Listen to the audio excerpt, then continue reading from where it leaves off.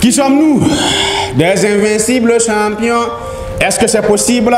Oui, c'est possible. La motivation de veille et d'inspiration, c'est parti et c'est pour les gagnants, gagnants assidus à vie. Pas pour les perdants, perdants de vue à vie. Aujourd'hui, j'aimerais parler de la situation mentale de la jeunesse africaine. Aujourd'hui, nous avons des éléments de conception de la réalité de nos pays, de notre système éducatif, de notre plan de vie même qui est erroné ou qui est manipulé ou qui est influencé négativement par des forces souvent invisibles et que nous ne sommes pas vraiment discernés, avertis, à connaître et à repérer. Pour connaître l'avenir d'un peuple, il suffit simplement d'observer le comportement de sa jeunesse. Aujourd'hui, lorsque nous regardons la jeunesse africaine, la plupart des jeunes ont une mentalité d'attente. Leur cerveau est en mode attente. Le pire pour certains, c'est que leur cerveau même est en mode avion. D'autres même sont en coma mental. Je prends l'exemple d'être en mode attente. Aujourd'hui, nous regardons les jeunes. Non seulement nous sommes en train d'éduquer notre jeunesse avec un système conçu par le système colonial depuis les indépendances, et lorsque le jeune part à l'école, il est en mode attente.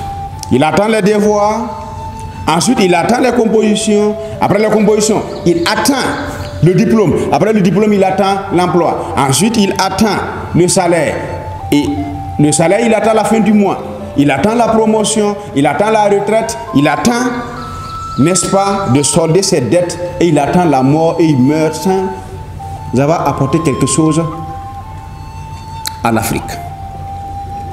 Lorsque nous regardons, nous avons des blocages mentaux au niveau de la culture.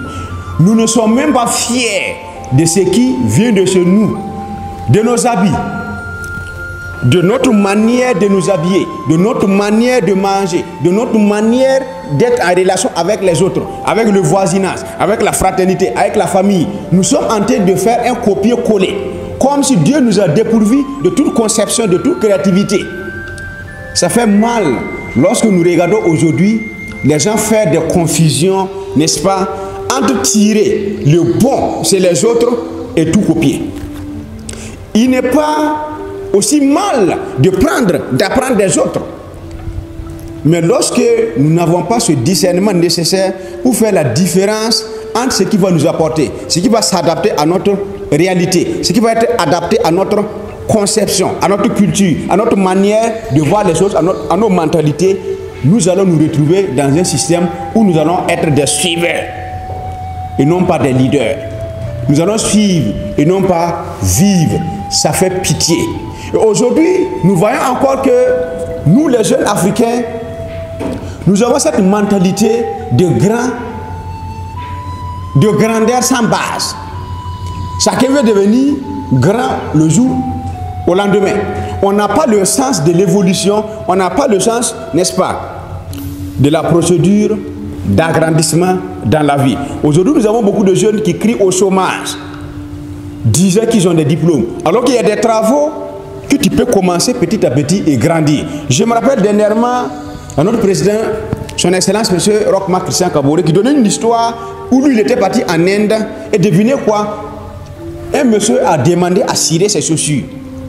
Et quand il a causé un peu avec le monsieur a fait comprendre qu'il avait quoi, un doctorat d'État. Il était docteur. Un docteur qui cire des chaussures, ça c'est en Inde. Pouvez-vous imaginer, dans un de nos pays africains, surtout les pays francophones, comme le Burkina Faso, le Mali, la Côte d'Ivoire et les autres, un docteur d'État accepter de cirer des chaussures, en fait, même dans son rêve, là, ça ne passe pas. Pourtant,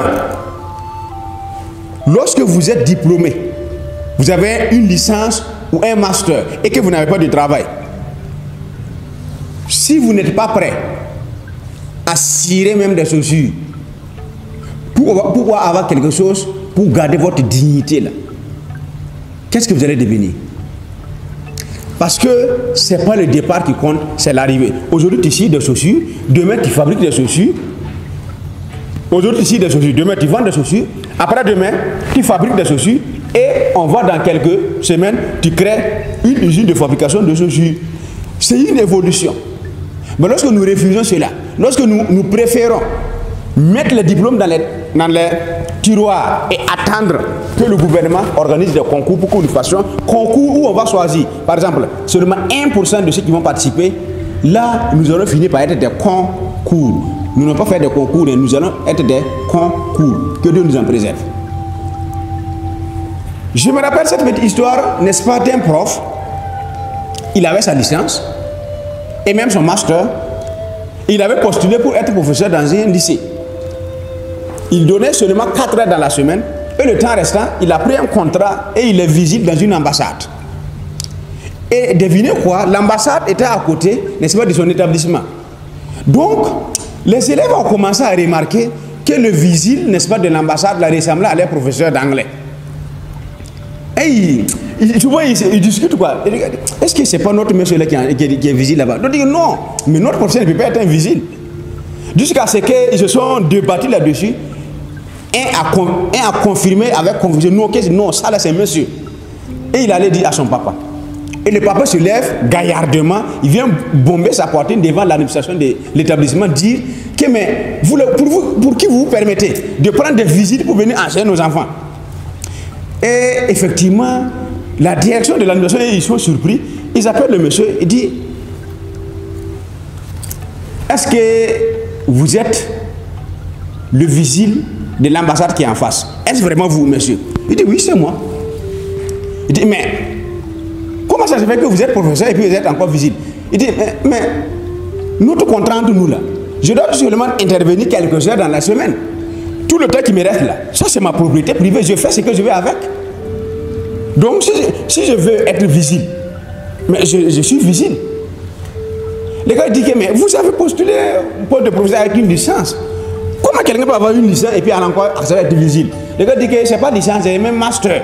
Sinon, c'est pas postulé avec le master là seulement. Il a enlevé le master, il l'a montré. Mais devinez quoi, aujourd'hui, le monsieur il est professeur d'université. Est-ce que c'est possible? Oui, c'est possible. Il faut que nous, les jeunes Africains, nous comprenions une chose dans la vie là. La vie là, Dieu même a créé la vie pour qu'on évolue à chaque fois. D'abord, on est bébé, on devient enfant, on devient jeune et on devient adulte, on devient vieux et on serre l'âme. Mais pour que nous ne voulons pas accepter ce sens évolutif de la vie, lorsque nous acceptons cela, nous allons évoluer vite et c'est avec ça que nous allons faire travailler nos machines à solutions, créer des projets, créer des entreprises, créer des idées et sauver notre peuple. Parce qu'aujourd'hui, vraiment, on en a assez quoi. Avec l'histoire que nous avons vécue en tant que peuple. Et aujourd'hui, on regarde la jeunesse africaine, le monde, l'avenir du monde là, c'est l'Afrique. Parce que chez nous, il y a la jeunesse, il y a toujours de la terre cultivable, il y a des hectares, des milliers d'hectares de terrain cultivables qu'on n'arrive pas à exploiter et qu'on n'exploite pas. Pendant que les jeunes sont parqués dans les villes à attendre des concours. Ça fait pitié.